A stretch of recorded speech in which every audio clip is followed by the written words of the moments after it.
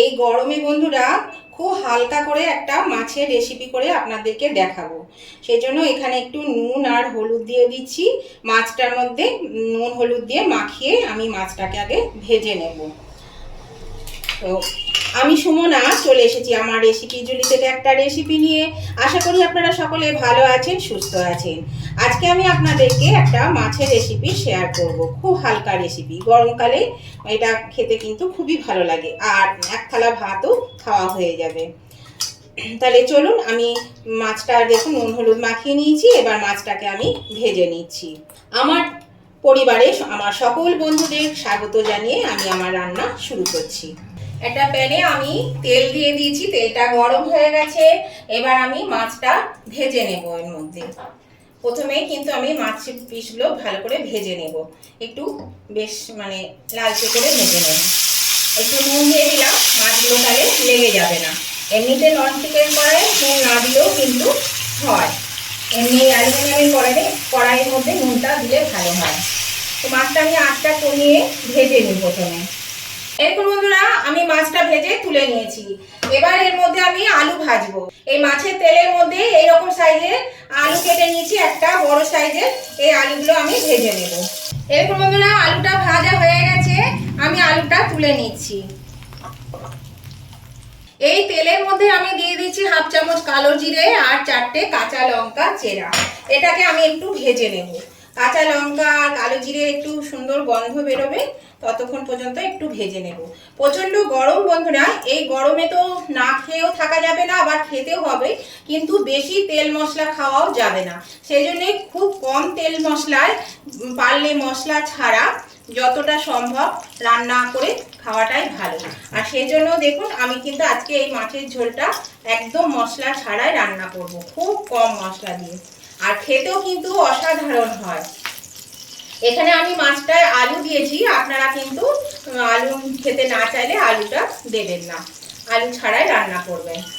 তো এখানে দেখুন একটা সুন্দর গন্ধ বেরোতে শুরু করেছে, আর এটা খেতে কিন্তু দারুণ হয়, খুবই ভালো লাগে খেতে, আর সবারই পছন্দ হবে। দেখুন এটা খুব সুন্দর করে ভাজা হয়ে গেল। আমি এখানে দুটো মিডিয়াম সাইজের টমেটো কেটেছিলাম, টমেটো দুটো দিয়ে দিলাম। আর এখানে দিয়ে দিচ্ছি একটু নুন। নুনটা দিলে টমেটোটা তাড়াতাড়ি সেদ্ধ হয়ে যাবে। এটা আমি ঢাকা দিয়ে দিলাম, ঢাকা দিলে তাড়াতাড়ি সেদ্ধ হয়ে যাবে।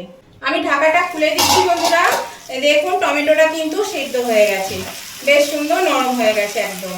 এবার আমি এর মধ্যে দিয়ে দিচ্ছি, এখানে নুন আর হলুদ নিয়েছি পরিমাণ মতো, নুন হলুদ দিয়ে দিলাম। আর দিয়ে দিচ্ছি এখানে ধনে গুঁড়ো 1 চা চামচ দিয়ে দিলাম। আর দিয়ে দিচ্ছি অল্প লঙ্কা বাটা। এটা এখানে কিন্তু কাঁচা লঙ্কা চেরা দেওয়া আছে, সেই বুঝে ঝালটা দেবেন। এই গরমে ঝালটা কিন্তু কমই খাওয়া উচিত, যতটা কম খাওয়া যায় মশলা ঝাল ততই ভালো শরীরের পক্ষে। ঠান্ডা ঠান্ডা খাওয়াটা দরকার এখন। নতুন বন্ধু যারা আমার চ্যানেলে নতুন ভিজিট করছেন তাদের কাছে আমার অনুরোধ, অবশ্যই কিন্তু আমার চ্যানেলটা সাবস্ক্রাইব করে পাশে থাকবেন, আর পাশে থাকা বেলটা অবশ্যই ক্লিক করে দেবেন। আর আমার উভয় বন্ধুদের কাছেই আমার রিকোয়েস্ট, অবশ্যই কিন্তু ভিডিওটা দেখতে দেখতে যদি এখনো পর্যন্ত লাইক দিতে ভুলে গিয়ে থাকেন তাহলে একটু লাইক বাটনটা প্রেস করে দেবেন। আর আপনাদের একটা লাইক আমাকে এগিয়ে নিয়ে যেতে অনেকটা সাহায্য করে। আর যদি রেসিপিটা ভালো লেগে থাকে, খুব ভালো লেগে থাকে, তাহলে পরে অবশ্যই কিন্তু আপনাদের বন্ধু বান্ধব আত্মীয় স্বজন সকলের কাছে একটু প্রচুর পরিমাণে শেয়ার করে দেবেন। আর কেমন লাগলো আজকের রেসিপিটা সেটা জানাতে কমেন্ট করতে ভুলবেন না। অবশ্যই কমেন্ট করে জানিয়ে দেবেন কেমন লাগলো। আপনাদের মিষ্টি মিষ্টি কমেন্টগুলো করতেও ভালো লাগে, আর একটা কমেন্ট আমাকে পরবর্তী রেসিপি বানাতে অনেকটা কিন্তু উৎসাহিত করে। তাহলে উভয় বন্ধুরা কিন্তু লাইক শেয়ার কমেন্ট করতে ভুলবেন না। আপনাদের কাছে আমার একটা রিকোয়েস্ট বন্ধুরা, যারা নতুন বন্ধু আসছে, আপনারা বিশেষ করে যারা এই কাজে যুক্ত, তারা যখন আমাকে বন্ধু করছেন, প্লিজ আপনারা কিছু একটা লিখে যাবেন যাতে আমি বুঝতে পারি আপনাদেরকে, আমি আপনাদের পরিবারেও যাতে আমি যেতে পারি, সেটা আপনারা একটু লিখে দিয়ে যাবেন।